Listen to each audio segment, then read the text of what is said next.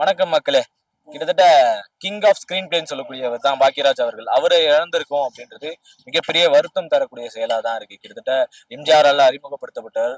தொடர்ந்து 22 படங்கள் ஃபிளாப்பே இல்லாம கொடுத்த ஒரு ஆள். இந்த ரெக்கார்டை இது வரைக்கும் யாராலையும் உடைக்கவே முடியாது. ஸ்கிரீன் பிளேக்கு கிங்னா அவர் தான். இது வரைக்கும் யாருமே ஸ்கிரீன் பிளேக்கு ஒரு பாடம் எடுக்கணும்னா அதெல்லாம் பாக்கியராஜ் இல்லாம நம்மளால முடியவே முடியாது. பாரதிராஜா அவர்களுடைய அசிஸ்டண்டா இருந்தவர். பல டைட்டில் கார்டுகளை வித்தியாசமா கொடுக்கறதுல முக்கிய பங்கு யாருக்கு இருக்கு அப்படின்னு பாத்தீங்கன்னா பாக்கியராஜ் அவர்களுக்கு மட்டும்தான் இருக்கு. இந்த மாதிரியான பல நல்ல படங்களை வித்தியாசமான படங்களை கொடுத்தவர் தான் பாக்கியராஜ் அவர்கள்.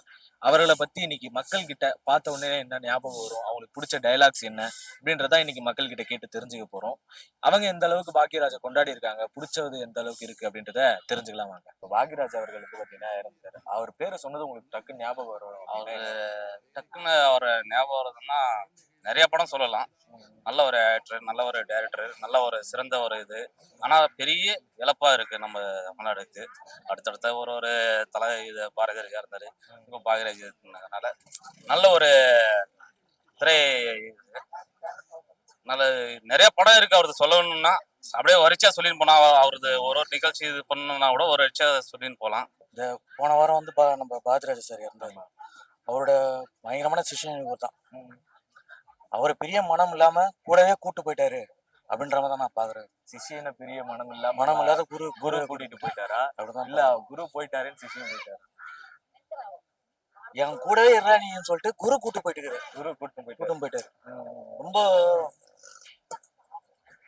நேத்து நான் பாத்துல இருந்து எனக்கு அந்த பாட்டி பார்த்து அழுதாரு பாத்தீங்களா? அப்படியே வார்த்தையே வரல எனக்கு. இப்ப கூட பாருங்க, இப்ப கூட பாரதிராஜ் சினிமா போனது அதான் பாத்துருந்தேன். ரொம்ப அநியாயமான சாதம். நம்ம குஷ்பு பொண்ணு அவங்க கல்யாணத்து கூட முன்னாடி போயிட்டு வந்தாரு, அதனோட பார்த்தேன் நான். நல்லா இருந்த மனுஷன் திடீர்னு சாவுறாரு. அவ்வளவுதான், சாவுன்றது இயற்கை. அது வந்து இன்னைக்கு நாளைக்கு அப்போன்னு யாருக்கும் தெரியாது. இருக்கும்போதே நல்லா 4 பேரை விட சந்தோஷமா இருந்து லைஃபை நல்லா ஹாப்பியா ஃபீல் பண்ணுங்க. அவ்வளவுதான். பாரதிராஜா பிடிக்குமா உங்களுக்கு? எனக்கு ரொம்ப பிடிக்கும். ஏன் ரொம்ப பிடிக்கும்? அவங்க பாட்டெல்லாம் நல்லா ரசிக்கும். என்ன பாட்டு உங்களுக்கு ரொம்ப பிடிச்ச பாட்டு? அதான் அந்த என்ன பாட்டு படம்டா அது? உங்களை கேட்ட நீங்க அங்க கேக்குறீங்க. இது சொல்றேன், மூன்று முடிச்சு படம். அந்த படம் பிடிக்கும், ரொம்ப பிடிக்கும். அதெல்லாம் பாக்கியராஜ் படம் எல்லாம் ரொம்ப பிடிக்கும். பாக்கியராஜ் படம்னாலே போய் பாத்துருவீங்களா? என்ன எந்தெந்த படம் எல்லாம் பாத்துருவீங்க? அதெல்லாம் எனக்கு அவனே கிடையாது. அந்த காலத்துல பார்த்தது இப்ப ஞாபகம் இல்ல. ஏதாச்சும் பிடிச்சதுன்னா ரொம்ப பிடிச்சது அவர் இது பண்ணாரு எனக்கு ரொம்ப பிடிச்சிருந்தது.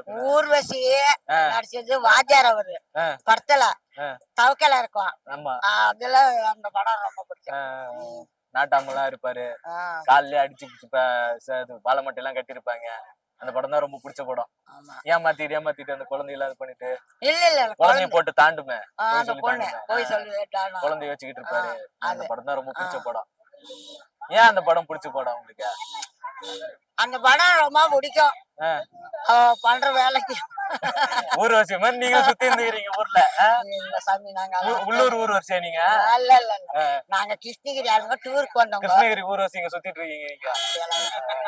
அந்த மாதிரி எல்லாம் சுத்துற ஆளுங்க படம் நாங்க சினிமா பாக்குறதுக்கெல்லாம் அப்ப போவோம். இப்பதான் டிவி வந்துருச்சு, டிவிலே பாத்துறது. அவ்வளவு. அப்ப சினிமா கடைக்கு போனதான். பாக்கியராஜ் வந்து எங்களுக்கு ரொம்ப ஒரு முன்னோர் காரணம். அவர் படங்கள்லாம் எனக்கு ரொம்ப பிடிக்கும். சின்ன வயசுல இருந்து அவர் படம் தான் ரொம்ப அதிகமா விரும்பி பார்ப்பேன். அவர் டைலாக் ஏதாச்சும் ஒண்ணு சொல்லுங்க, ஞாபகம் வர மாதிரி. அவரோட டைலாக்னா நிறைய இருக்கு, அது எதை சொல்றதுன்னு எனக்கு தெரியல. உங்களுக்கு உடனே டக்குன்னு ஞாபகம் பிடிச்சது ஞாபகம். எல்லாரும் சரிசமம்னு ஒரு இது சொல்லுவார்ல, அந்த இதுல ரொம்ப நடிச்சிருப்பாரு. அந்த இதுல அது வந்து எல்லாருமே சரிசமம் தான். அவங்க வந்து குழந்தை தெரியவர்ல, அவங்க பால் கொடுக்க தான் வந்தாங்க அப்படின்ற ஒரு இது சொல்லுவார்ல. ஆமா ஆமா, ஐயரோட இதுனா வேற, இது மத்தவங்கன்னா வேற அப்படின்னு நினைக்காதீங்கன்னு சொல்லி சொல்லுவாரு. அது எனக்கு ரொம்ப எல்லா மனுஷங்களும் ஒண்ணு சொல்லுவாரு. அது பாக்கியராஜ்னா எவ்வளவோ இருக்கு. ஞாபகம் வரதுக்கு காரணம் என்ன? இது வந்து எல்லாத்துக்கும் வந்து என்னன்னா, எல்லாரும் பொதுவா நினைக்கணும். மக்களை எல்லாரும் ஒரே மாதிரி நினைச்சாங்கன்னா அது ஒரு எங்களுக்கு நல்லதுதான். அதுக்காக தான் அவர் சொன்னதே. ஆனா அது யாரும் இன்னும் பயன்படுத்துறது வரல. ஜாதியை வச்சு பிரிச்சு பார்த்துக்கிட்டே தான் இருக்காங்க இன்னமும். அதுதான், வேற ஒண்ணும் இல்லை. அவர் சொன்னதுல இருந்து அது ஒண்ணு எடுத்துக்கணும். ஆமா, அதான் நல்ல கருத்து. நல்ல கருத்துக்களை நம்ம எடுத்துக்கிறது நல்லது தானே. பாக்கியராஜ் அப்படின்றது உங்களுக்கு டக்கு ஞாபகம் வருது என்ன சாரு பாக்கியராஜ் சார்னாலே அவர் எடுத்த படம், திரைக்கதை, அவர் எடுத்த அவ்வளவு மூவிஸும் அவ்வளவு ஹிட்டு. 80s 90s அவர் அடிச்சுக்க ஆளே இல்லை. அந்த இன் பண்ணிட்டு நிப்பாரு பாருங்க, வந்து நின்று டான்சிங்னாலே அவரு தான் ஹைலைட்டா இருக்கும். அவர் எடுத்த முந்தானை முடிச்சு, அந்த 7 நாட்கள், சின்ன வீடு, இந்த படம்லாம் ஃபேண்டாஸ்டிக் மூவிஸ் அவருது. டபுள் மீனிங் இருக்கும், ஒரு ஃபேமிலி சப்ஜெக்டா இருக்கும், என்ன ஆக்ஷனா இருக்காது மூவிஸ் எல்லாமே. கொஞ்சம் ஃபேமிலி சப்ஜெக்ட், கொஞ்சம் எல்லாமே டபுள் மீனிங் மிக்ஸ் பண்ணி மிக்சிங்ல பண்ணிட்டு இருப்பாரு கொஞ்சம் சார். அதே மாதிரி மியூசிக், அவர் போற டான்ஸ் ஸ்டெப்பும் அந்த அளவுக்கு ஹைலைட்ஸ் இருக்கும் அவர்கிட்ட எல்லாமே. திரைக்கதையில அவர் முடிஞ்ச ஆள் இல்ல. அவர் எடுத்த எல்லா படமும் ஹிட். அந்த ரெக்கார்டை பீட் பண்ண தமிழ் சினிமாவில் இனி வரைக்கும் யாருமே இல்ல. இதுக்கப்புறம் வருவாங்களான்னு தெரியாது. அதை பார்த்து நிறைய படம் நல்லா பண்ணியிருக்காரு. அவருக்கு ரொம்ப பிடிச்ச படம் எனக்கு நிறைய படம் பிடிக்கும். எங்க சின்ன ராஜா, இது நம்ம ஆளு, ருசிகர, எங்க சின்ன வீடு, நிறைய படம் அவர் பிடிக்குங்க எனக்கு. எதனா தியேட்டர்ல போய் பாத்துருக்கீங்களா? பார்த்துருக்கேன். எந்த படம் முதல்ல அவர் தியேட்டர்ல போய் பாத்தீங்க? இது நம்ம ஆள் பார்த்துருக்கேன். இது நம்மள அதுல பிடிச்ச சீன் ஏதாச்சும் இருக்கா? ஒரு பிராமண வேஷம் போட்டு பிடிச்சது. அந்த வேஷம் போட்டதே பிடிச்சதுதான். அவருக்கு மறக்க முடியாத டயலாக்ஸ் அப்படின்னா என்ன இதெல்லாம் சொல்லுவீங்க? எல்லாமே டைலாக் நல்லா இருக்கும். ஏதாச்சும் ஞாபகம் வர்றது அப்படின்னா? அது திடீர்னு யோசனை பண்ண முடியல. பரவாயில்ல, யோசனை பண்ணி கூட சொல்லுங்க. நீங்க இது வரைக்கும் சொன்னதுலயே நீங்க தான் வித்தியாசமா ஒரு 4 படம் சொல்லிருக்கீங்க. எல்லாரும் 2 படத்துல பிடிச்சிடுறாங்க. 3 முடிச்சு, இல்லைன்னா இது அந்த 7 நாட்கள் அப்படின்னு சொல்லிடுறாங்க. இப்படி வித்தியாசமா நிறைய படங்கள் நீங்க தான் சொல்லிருக்கீங்க. சுந்தரகாண்டம் இருக்கு. சுந்தரகாண்டம் பிடிக்கும். சிவாஜி கூட நடிச்சது சவமணியே ஆமா, ரொம்ப நல்லா இருக்கும். படம் எல்லா படமும் நல்லா இருக்கும். இப்ப அவர் ஒரே மாசத்துல வந்து பாத்தீங்கன்னா பாரதி ராஜாவும் போயிட்டாரு. ஆமா, அவர் அசிஸ்டன்ட் டைரக்டர் இவரு. ஆமா, 2 பேருமே ஒரு 15 நாள்லயே போயிட்டாங்க. இதெல்லாம் இழக்க முடியாத ஒரு சூழ்நிலை. உங்களுக்கு ரொம்ப பிடிச்ச படம், உங்களை திடீர்னு ஞாபகப்படுத்தின ஒரு படம், என்னையே ஞாபகப்படுத்துற மாதிரி இருக்கு அப்படின்ற மாதிரி? எல்லா படமும் அப்படியே வாங்க பக்கத்துல. எல்லா படமும் பிடிச்ச படம் தான் அவரது. எல்லா படமும்ன்றதுன்னா அவர் முந்தானி முடிச்சுல இருந்து அதுக்கப்புறம் தூரல் நிலை போச்சு, எல்லாமே எல்லா படமும் நல்ல, எல்லாமே எந்த படமும் அது பயிரல, எல்லாமே நல்ல படம், குடும்ப படம் தான். முந்தானி முடிச்சு எது ரொம்ப பிடிச்சது? முந்தானி முடிச்சுல எல்லாமே நல்லா பிடிக்காதுல்ல, எல்லாமே நல்லா இருக்கு. அவர் டைரக்ஷன்னாவே அந்த படம் எல்லாமே நல்லா இருக்கும். விட்டாதான் இருக்கு. ஆண்களோட பெண்களை ரொம்ப கவர்ந்தது, குடும்பங்களை நிறைய ஆமா, நிறைய குடும்பம், அந்த குடும்ப கதை தான் வருது. அதனால அவர் ரொம்ப பிடிக்கும் அப்ப இருந்தே. அவர் இல்லாத இந்த இடம் எப்படி ஃபீல் பண்றீங்க? ரொம்ப ஃபீல் பண்றோம் நாங்க. இந்த வருஷம் அவர் படம் டைரக்ட் பண்றதா சொல்லியிருக்காரு. ஆமா, அவர் இல்லாத படம் ரொம்ப ஃபீலிங். அவரது எந்த படமும் நல்ல குடும்ப படம் தான், எதுவும் அந்த மாதிரி இந்த மாதிரி படம் எல்லாம் வரல. எல்லாம் குடும்ப படம், நம்ம ஒரு குடும்பத்துல எப்படி இருக்கோ அந்த மாதிரி படம் தான் வருது. குடும்பங்களுக்கு ஏத்த படம். ஆமா, குடும்பம், தங்கச்சிங்களா இருக்கட்டும், அவங்க வீட்டுல குடும்பம், அவங்க வீட்டு குடும்பம் எப்படி இருக்கோ, பட்டிக்காட்டுங்கள எப்படி இருக்கும், அந்த மாதிரி தான் அவங்க படம். காமெடி எல்லாம் வச்சிருப்பாரு. அவரது நிறைய ரொம்ப பிடிக்கும் காமெடி எல்லாம் வருது. உங்களுக்கு பிடிச்ச காமெடி எந்த காமெடி? அவங்களுக்கு எங்களுக்கு பிடிச்ச காமெடினா வந்து நிறைய, நான் சொல்றது நிறைய இருக்கு, ஆனா ஞாபகம் வர மாட்டேங்குது டக்குன்னு. அவர் பேரை சொன்ன உடனே உங்களுக்கு எது டக்குன்னு ஞாபகம் வரும்? ஸ்கிரீன் பிளேங்க. அவரை மாதிரி ஒரு ரைட்டர்லாம் இதுக்கப்புறம் வரமாட்டாங்க. அதுக்கப்புறம் வரமாட்டாங்க. இந்த முந்தானை முடிச்சு, அந்த 7 நாட்கள், இதெல்லாம் பாத்தீங்கன்னா ஒண்ணுமே இல்லாத ஒரு லைனா கூட பயங்கரமா எலாபரேட் பண்ணி பயங்கரமா ஒரு ஸ்கிரீன் பிளே பண்ணுவார். எனக்கு அவர் படம் எல்லாமே ரொம்ப பிடிக்கும். உங்களுக்கு ரொம்ப இன்ஸ்பயர் பண்ண ஒரு சீன் அப்படின்னு ஏதாச்சும் சொல்லுவீங்களா? டைலாக். இந்த அந்த 7 நாட்கள்ன்ற ஒரு படம், இந்த அம்பிகா பாகிராஜ் அவங்களாம் இருப்பாங்க. அதுல வந்து ஒரு சீன்ல பாத்ரூம்ல குளிப்பாரு பாகிராஜ். அந்த பாத்ரூம் டாப்ல இருக்காரு, அவங்க சிஷ்யம் ஒருத்தன் சின்ன பையன் இருப்பான். டேய் பாத்துக்கடா, நான் உள்ள ஃபுல்லா அவுத்து தான் குளிப்பேன். அவன் ஒரு மோன சவுண்ட் கேட்டு டான்ஸ் ஆட போயிடுவான். இவனும் டான்ஸ் ஆடினே குளிப்பாரு, பாகிராஜன் டான்ஸ் ஆட குளிப்பாரு. டக்குன்னு அம்பி அவன் கவுத்து வந்த உடனே ஒரு ரியாக்ஷன் ஒன்று கொடுப்பாரு பாகிராஜ். அப்படியே ஒரு மாதிரியா அந்த ரியாக்ஷன் இன்னும் கூட பாத்ரூம் குளிக்கும் போது கூட ஞாபகம் டக்குன்னு நமக்கு யாராவது திறந்துறாலும் ஒரு நினைப்ப கொடுத்துரும். ஆமா, அந்த ரியாக்ஷன் தான் மாட்டுறாங்க. அது வந்து ஒரு சீனே இல்ல, சாதாரணமான ஒரு தாப்பல் இருந்து ஒரு சீன், அவ்வளவுதான். ஆனா அந்த அவர் கொடுக்குற ரியாக்ஷன்ல அந்த சீனே பயங்கரமா இருக்கும் பாக்குறது. அதுதான் ரொம்ப ரொம்ப மிஸ் பண்றேன். அவர் இல்லாத ஒரு பெரிய வருத்தம் தான் எல்லாருக்கும், ரொம்ப பெரிய வருத்தம். திரை உலகமே ஒரு அவர்தான் இது ஸ்கிரீன் பிளே அதெல்லாம் வந்து நம்ம ஒரு எக்ஸாம்பிள் சொல்லணும்னா பாகிராஜா இன்னமும் சொல்லுவாங்க. ஆமா, இதுக்கப்புறமா அவர் மாதிரி யாரும் வரப்போறது இல்லை. இந்த வருஷம் அவர் படம் எடுக்கிறதா வேற இருந்தது, இன்னொரு படம் இயக்க வேண்டியதா இருந்தது. வரும், பார்த்திபன் அதை கையில் எடுப்பாரு நினைக்கிறேன். நான் எடுத்தா ரொம்ப சந்தோஷமா இருக்கும். எடுக்கணும் கண்டிப்பா. முதல் படம் என்ன படம் பாத்தீங்க? 3 முடிச்சு தான் பாத்தீங்களா? முதல் படம் இல்ல, ரொம்ப படம் பாத்துக்கிறேன். அதெல்லாம் நான் எனக்கு ஞாபகம் இல்லை. அதெல்லாம் பாக்கிராஜ் படம்னா எங்கெல்லாம் போவேன். அது எம்ஜிஆர் படம் இதெல்லாம் பார்ப்பாங்க. அவர் காமெடி படம் எல்லாம் பாத்துக்கிறீங்களா? யாருது? பாக்யராஜ் தான். சின்ன வீடு, அதெல்லாம் சின்ன வீடு பாத்துறீங்க. அதுவும் பார்த்தேன், அதுவும் பார்த்துக்கிறேன். அவர் ஏதாச்சும் ஒரு டைலாக் சொல்லுங்க. என்ன தெரியாது எனக்கு அந்த தெரியாதா? dialogue. சொல்ல மாட்டேங்கிறீங்க. இல்ல சாமி, அவ்வளோ இல்ல. பாவம் நல்லவா தெரிஞ்சிட்டாராம. ஆமா.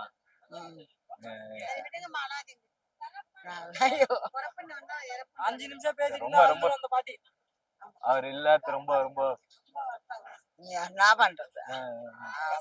பாரதி ராஜாவும் போயிட்டாரு, இப்போ பாக்கியராஜும் போயிட்டாரு. குரு சிஷ்யன் ஒரே மாசத்துல. ஒருத்தர் வெளியில படம் எடுக்கிறவங்க குடும்பம் படம் எடுக்கிறவங்க இவங்க தான் இந்த வருஷம் படம் எடுக்கிற தவிர இருந்துச்சு, போயிட்டாரு. ரொம்ப வருத்தமா.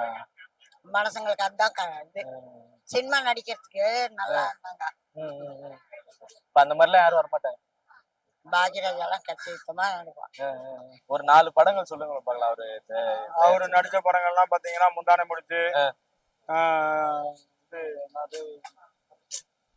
அந்த 7 நாட்கள். ஆமா அந்த 7 நாட்கள், அந்த மாதிரி நிறைய படங்கள் சொல்லிட்டே போலாம். அது வந்து பாத்தீங்கன்னா நமக்கு டக்குன்னு ஞாபகத்துக்கு வரல. ஆனா படித்த அவரு நடிச்சது கூட நமக்கு ரொம்ப பிடிக்கும். சின்ன வயசுல எல்லாமே எனக்கு பிடிக்கும். அவரு இந்த கேரளா பாஷையில பேசிட்டு ஒரு படம் நடிப்பாரு, அதெல்லாம் வந்து நல்லா பிடிக்கும். அந்த மாதிரி அதெல்லாம் வந்து வசனங்கள் வந்து அவர் மாதிரி வந்து பண்ண. அதுல ஒரு ஃபேமஸ் வசனம் இருக்கு, அதை சொல்லுங்க.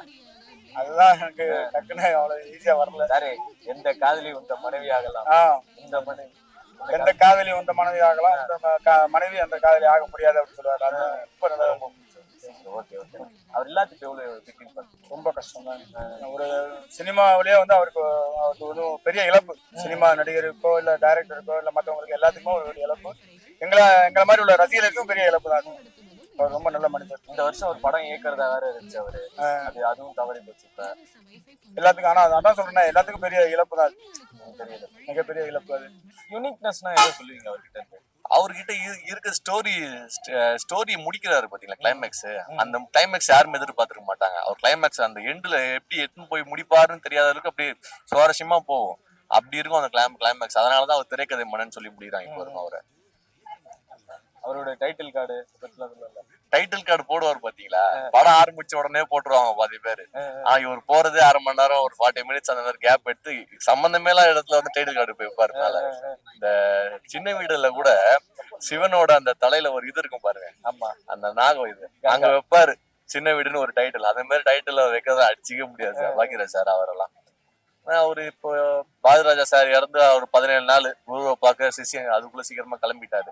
நல்லா ஆக்டிவா இருந்திருக்காரு.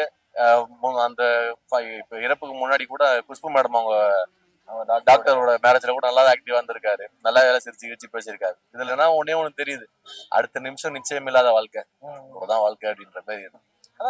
பிரபலமா இருக்கவங்க, பெரிய பேமா நல்லா தெரியறவங்க நல்லா இருக்காங்க, திடீர்னு பார்த்தா ஹார்ட் அட்டாக்னு இறந்து. இல்ல பிரதர், அட்டாக் வந்து சின்ன வயசுல இருந்து பெரிய வயசுல எல்லாருக்குமே சர்வசாதாரணமா வர ஆரம்பிச்சிருச்சு இப்ப இருக்க ஜென்ரேஷனுக்கு. அட்டாக் வந்து மோஸ்ட்லி இவங்க சரியா ஃபாலோ பண்ணாம இருக்காங்களா இல்ல என்னன்னு தெரியல. நல்லா பாருங்க, ஒரு காலையில இருந்து வாக்கிங் போயிட்டு நல்லா ஆக்டிவா தான் இருந்திருக்காரு, சிரிச்சுட்டே தான் இருந்திருக்காரு. லைட்டா நெஞ்சு வலி சொல்லியிருக்காரு போல இருக்கு. அடுத்த நிமிஷமே சோபால விழுந்துட்டு இருக்காரு. சுயநலவே இல்லாம தான் ஹாஸ்பிட்டல் தூக்கிட்டு போயிட்டு இருக்காங்க. கொஞ்ச நேரத்திலேயே இறப்புன்னு சொல்லி அறிவிச்சிட்டாங்க. உடம்பு நம்ம தான் பாத்துக்கணும். என்ன வேணா இருக்கட்டும், கடன் இருக்கட்டும், பிரச்சனை இருக்கட்டும், என்ன இதுவா இருக்கும், நம்ம ஹெல்த்தை நம்ம ஃபர்ஸ்ட் பாத்துக்கணும். ஹெல்த்தை பாத்துக்கலன்னா, ஹெல்த்தை பார்த்தாதான் எல்லாத்தையும் பார்க்க முடியும். ஃபர்ஸ்ட் ஹெல்த்தை பாத்துக்கணும். அதுதான் என்னோட. எந்த அளவுக்கு அது வருத்தமா இருக்கு? ஆமா ஆமா, பாரதிராஜாவும் நல்ல படம். அந்த 16 வயசுல படம் இவர் அசிஸ்டண்டா இருந்தாரு, அதுல நல்லா பண்ணாரு. அது அசிஸ்டண்டா இருந்தா இவரு டைரக்ட் ஆனாரு. 2 பேரும் படமே நல்ல கிராமத்து கலைஞர் நல்லா ஓடும். கிராமத்து கலைஞரை கொண்டாந்து சேர்த்தவங்க இவங்க 2 பேர் தான். இந்த முருங்கா வச்சு ஒரு மேட்டர் எல்லாம் சொல்லியிருக்காருல்ல, ஆமா அதெல்லாம் உண்மைதான். இது நம்ம ஆளு. ஆமா, முருங்கை அது எப்படி சொல்ல முடியும், உணர்ச்சி பூர்வமா அது ஒன்று நடக்கும். அது முருங்கா சொல்ல வேணாம். முருங்கா பொரியல், முருங்கான்னா ஆண்மை அதிகமா இருக்கிறாங்க. முருங்கான்னதும் பாக்யராஜ் ஞாபகம் வந்துருவாரு. ஆமா ஆமா, அது இது நம்மளாலதான் அது இருக்கும்.